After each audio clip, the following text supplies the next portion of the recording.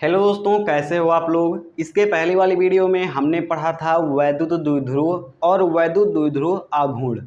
और आज की वीडियो में हम लोग पढ़ेंगे वैद्युत द्विध्रुव की अच्छी स्थिति पर वैद्युत क्षेत्र की तीव्रता। बहुत ही इंपॉर्टेंट टॉपिक है और बहुत ही आसान टॉपिक है। अगर आपको समझ में आ जाए तो वीडियो को पूरा ज़रूर देखना, क्योंकि आज की वीडियो में हम आपको समझाने वाले हैं कि वैद्युत द्विध्रुव की अच्छी स्थिति पर वैद्युत क्षेत्र की तीव्रता का सूत्र हम कैसे निकालते हैं। तो चलिए शुरू करते हैं। चलिए सबसे पहले हम चित्र बना लेते हैं, और चित्र आप लोग याद रखिएगा, बहुत ही इंपॉर्टेंट होता है।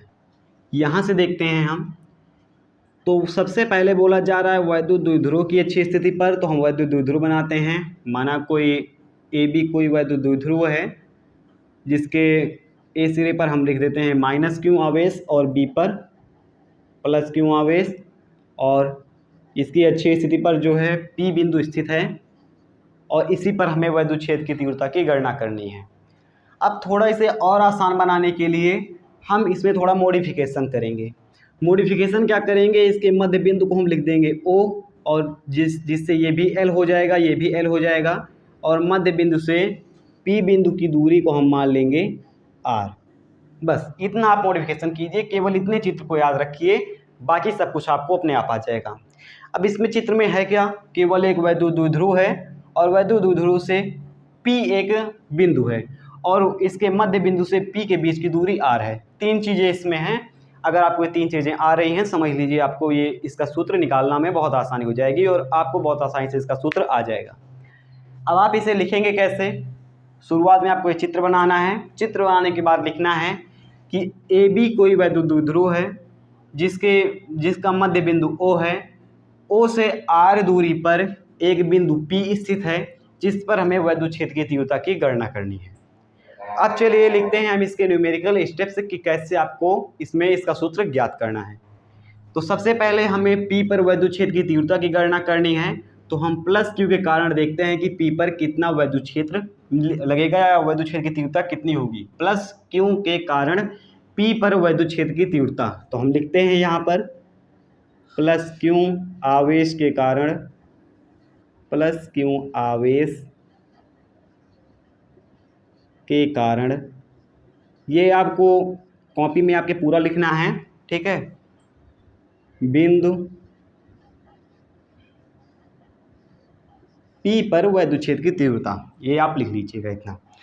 अब देखिए, इसे हम मान लेते हैं प्लस Q के कारण जो वैद्युत क्षेत्र की तीव्रता है वो है E1। क्या है, E1 है। अब आप लोगों ने एक सूत्र पढ़ा होगा, बिंदु आवेश के कारण वैद्युत क्षेत्र की तीव्रता E बराबर होता है 1/4 पाई एप्सिलॉन नॉट Q/r²। ये आपने पढ़ा है, बहुत ही आसानी से पढ़ा है, कोई दिक्कत नहीं है। ये सूत्र होता है। तो हम क्या करेंगे इसमें, ये तो कांस्टेंट रहता है। अब आवेश Q है, ठीक है, इतना आपको चेंज करना रहता है। तो Q/r² रहता है Q/r²। तो 1/4 पाई एप्सिलॉन नॉट Q की जगह पर प्लस Q, और R का स्क्वायर जहाँ पर रहेगा वहाँ पर हम Q से P के बीच जो दूरी है इसका स्क्वायर करेंगे, ठीक है। R स्क्वायर नहीं करेंगे, Q से P के बीच जो दूरी है इसका स्क्वायर करेंगे। अब यहाँ से यहाँ तक के बीच की दूरी भैया आपको ये तो पता ही नहीं है। तो हम ये काम करें कि जो ये इतनी दूरी है, इस इतनी दूरी में से इतना हम हटा दें, तो हमें इतना दूरी पता चल जाएगा, ठीक है। समझ रहे हैं, हम बोल रहे हैं कि पूरे में से इतने को हटा दें, तो हमें पूरे में से इतने को हटा दें तो इतना आ जाएगा, इतने को हम हटा देंगे। तो इतनी दूरी क्या है, आप लोग जानते हैं कि L जो है ये यहाँ से यहाँ तक है, यानी कि ये इतनी दूरी कवर कर रहा है। तो हम पूरे R में से अगर L को घटा देंगे तो इतनी दूरी पता चल जाएगी, ठीक है। तो हम यहाँ पर लिख देते हैं R माइनस एल का होल स्क्वायर, R स्क्वायर की जगह पर R माइनस एल का होल स्क्वायर। सिंपल सी बात है, कोई दिक्कत नहीं है। अब हमें क्या करना है, प्लस Q के कारण हमें पता चल गया। अब माइनस Q के कारण देखना है कि जो माइनस Q है इसके कारण P बिंदु पर वैद्युत क्षेत्र की तीव्रता कितनी होगी। हमने प्लस Q के कारण E1 माना, माइनस Q के कारण हम मान लेते हैं E2। E2 बराबर लिखते हैं 1/4 पाई एप्सिलॉन नॉट। यहाँ पर क्या करना है, E पहले से ही सदिश होता है, E को हम वेक्टर ही लिखते हैं। तो आपको यहाँ से माइनस Q के कारण आप निकाल रहे हैं, तो माइनस नहीं लगाना है, वो अपने आप माइनस जब वेक्टर ई में लिखेंगे तो अपने आप को पता चल जाता है कि कहाँ से किस दिशा की ओर लग रही है, वो भी यहाँ से हम दर्शा देंगे। तो आवेश क्या है, क्यों है, माइनस क्यों है, तो अभी यहाँ से हम दर्शा देंगे। तो क्यों अपॉन आर स्क्वायर होता है ना, यहाँ पर भी आर स्क्वायर होता है, लेकिन आर क्या है, एक दूरी है जो कि हमें पता नहीं है। आर हम माइनस क्यू से टी के बीच निकाल रहे हैं, तो इस पूरी दूरी को हम लेंगे, कितने लेंगे, यहाँ से यहाँ तक नहीं लेंगे, बल्कि यहाँ से माइनस क्यू से पी के बीच दूरी लेंगे। तो माइनस क्यू से पी के बीच कितनी दूरी है, इतना तो हमें पता है आर, और इतना और जोड़ देते हैं, ठीक है, कितना, इतना हम और जोड़ देते हैं, तो इतना क्या है, एल, आर प्लस एल। तो हम आर स्क्वायर की जगह पर लिखेंगे आर प्लस एल का होल स्क्वायर, ठीक, आर प्लस एल का होल स्क्वायर। अब आप लोग एक चीज़ जानते होंगे, पढ़ा होगा आपने कि प्लस क्यू के कारण वैद्युत क्षेत्र की तीव्रता बाहर की ओर होती है, यानी कि बाहर की ओर होगी, किसके कारण, इसके कारण होगी, E1 प्लस क्यू के कारण होगी ये वैद्युत क्षेत्र की तीव्रता बाहर की ओर, और माइनस क्यू के कारण वैद्युत क्षेत्र की तीव्रता अंदर की ओर होती है, ठीक, अंदर की ओर होती है E2 के कारण। एक बाहर इस तरफ खींच रहा है, ठीक है, ये हमारा अच्छी स्थिति है, एक इधर खींच रहा है, एक इधर खींच रहा है। अब कोई पूछेगा कि ये जो हमारा पेन है किधर जा रहा है, इधर जा रहा है, इधर जा रहा है, लेकिन जिस तरफ ज़्यादा बल रहेगा उसी तरफ जाएगा, मतलब फाइनल वैल्यू अगर आप देखेंगे तो हम क्या करेंगे, ये प्लस क्यू आवेश P के नज़दीक है और माइनस क्यू आवेश P से बहुत दूरी पर है, तो हम क्या करेंगे, ज़्यादा में से यानी कि E1 में से E2 को घटा देंगे, ठीक, Q1 के कारण ज़्यादा लगेगा, Q2 के कारण यानी माइनस क्यू के कारण कम लगेगा, तो हम प्लस क्यू से जो वैद्युत क्षेत्र की तीव्रता लग रही है माइनस क्यू वाले से उसे घटा देंगे, यानी कि प्लस में से माइनस घटा देंगे, E1 में से E2 को घटा देंगे, तो हमारा फाइनल वैल्यू पता चल जाएगी, जो कि कहते हैं मेन जो हमें सूत्र है वो पता चल जाएगा।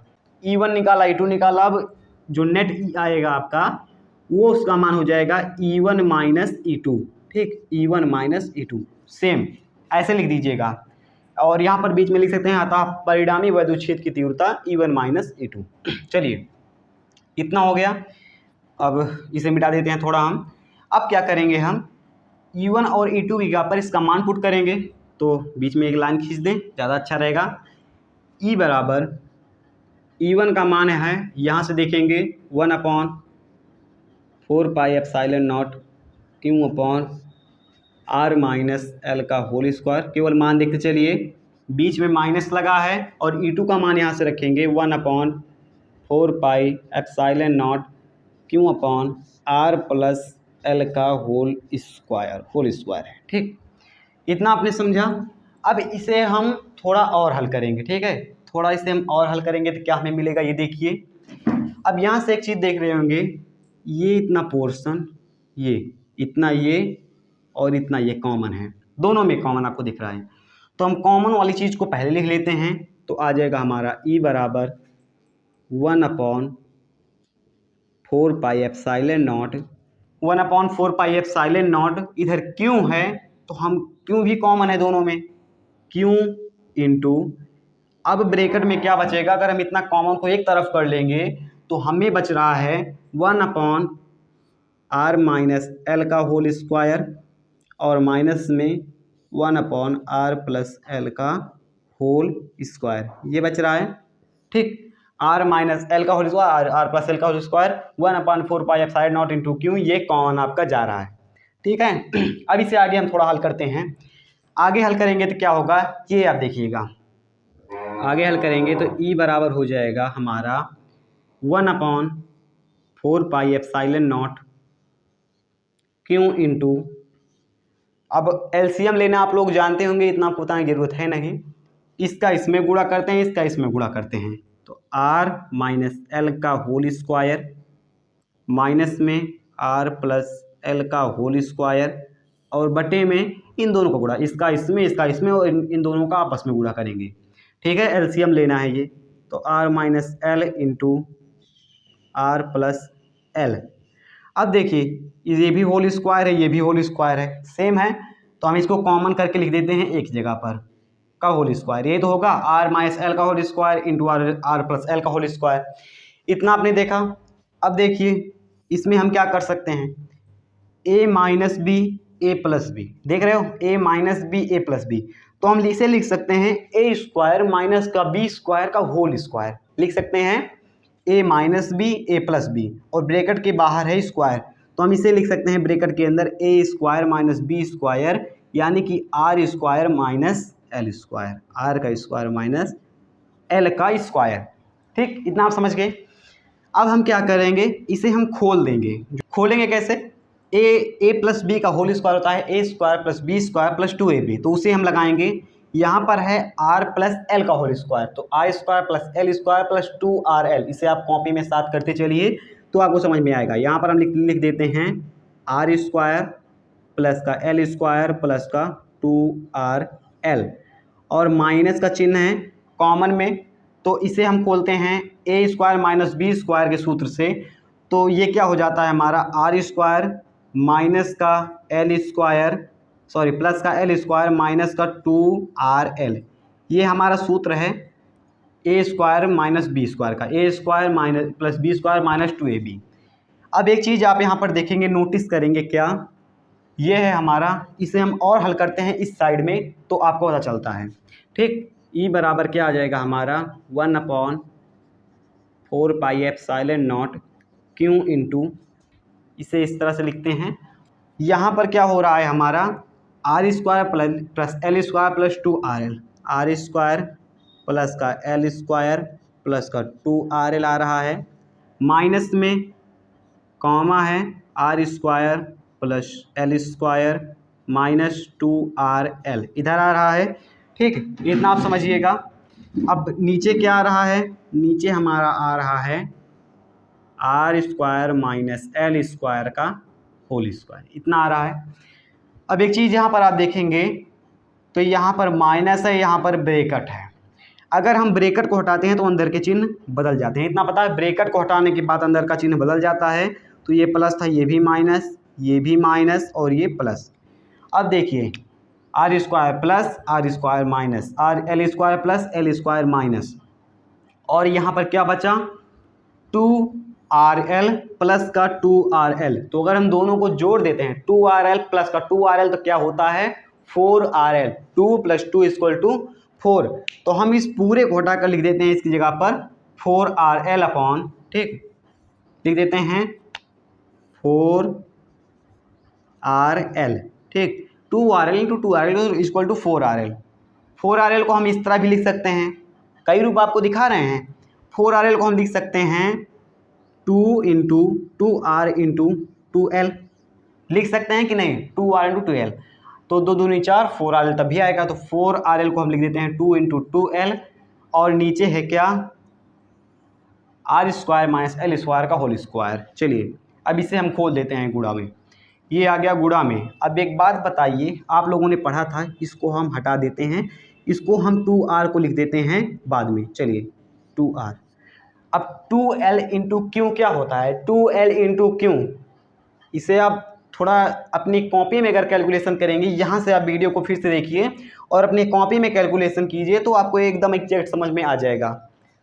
2q × l होता है p, क्या होता है E बराबर 1/4 pi epsilon not, q × 2l होता है क्या हमारा p, और 2r है, p × 2r आ गया, और बटे में क्या है आर स्क्वायर है माइनस एल स्क्वायर है, आर स्क्वायर है माइनस एल स्क्वायर, तो हम एल को यहाँ से मान लेते हैं, माना L is tending to 0, L is tending to 0, तो जब एल हमारा 0 हो जाता है तो क्या बचेगा, ये आर स्क्वायर माइनस 0 का होल स्क्वायर, यानी कि आर स्क्वायर का होल स्क्वायर, तो क्या बचेगा आर की पावर 4, आर की पावर 4, और एक आर से नीचे काटेंगे तो ये हो जाएगा r3 r3।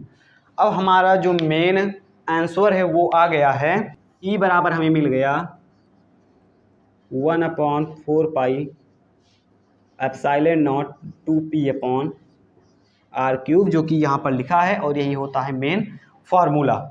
आई थिंक आप लोग समझ गए होंगे, आप लोगों को समझ में आ गया होगा कि इसका फार्मूला क्या होता है। यहाँ पर आपको दिक्कत हो सकती है, इतना लिखा है, इसमें कंफ्यूज हो जाएंगे कहाँ पर क्या लिखा है। मैंने जैसे बोला, यहाँ से आप वीडियो को रिपीट कीजिए और अपने कॉपी में लिखने के साथ साथ इस वीडियो को देखिए, वहाँ पर आपको ये सब एकदम अच्छे समझ में आ जाएगा।